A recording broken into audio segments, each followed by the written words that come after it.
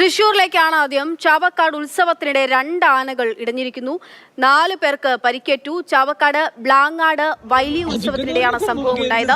എഴുന്നള്ളിപ്പിനായി ആനകളെ നിരത്തി നിർത്തുന്നതിനിടയിൽ ഒരു ആന അടുത്തു നിന്ന് കൊമ്പനെ കുത്തി. പിന്നാലെ കുത്തേറ്റ ആന പേടിച്ചോടിയതോടെയാണ് അപകടമുണ്ടായത്.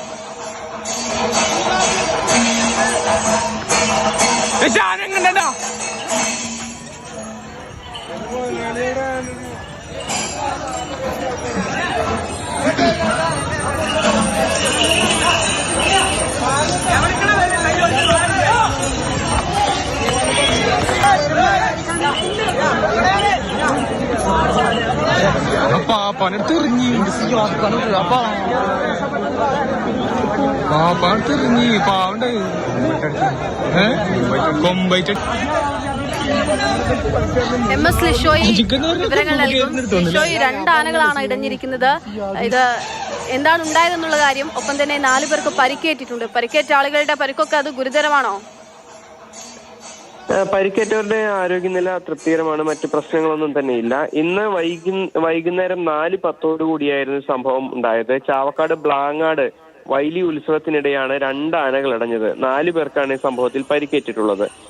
ഇത് ഈ എഴുന്നള്ളിപ്പിനായി ആനകളെ വരി നിർത്തുന്നതിനിടയിൽ കൊമ്പൻ കൊണാർക്ക് കണ്ണൻ തൊട്ടടുത്തുണ്ടായിരുന്ന മീനാട് കേശുവിനെ കുത്തുകയായിരുന്നു. തലഭാഗത്താണ് കുത്തിയത്. ഇതോടെ കുത്തേറ്റ ആന വിരണ്ടോടുകയും ചെയ്തു. കുത്തേറ്റ ആനപ്പുറത്തുണ്ടായിരുന്ന മുഴുവൻ പേരും ഇതോടെ താഴെ വീഴുകയും ചെയ്തു. ആ ആനപ്പുറത്തുണ്ടായിരുന്ന 4 പേർക്കാണ് പരിക്കേറ്റിരിക്കുന്നത്.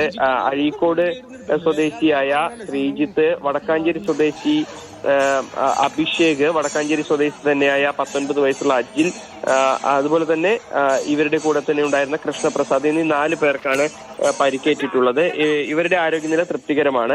ആന ഇടഞ്ഞോടിയതിനെ തുടർന്ന് ആ സമീപത്തുണ്ടായിരുന്ന ആളുകളും പരിഭ്രാന്തിയിലാകുകയും പിന്നീട് അവിടെ ആകെ ഒരു ഭീകരാന്തരീക്ഷം സൃഷ്ടിക്കുന്ന രീതിക്ക് ആന പെരുമാറുകയും ചെയ്തു.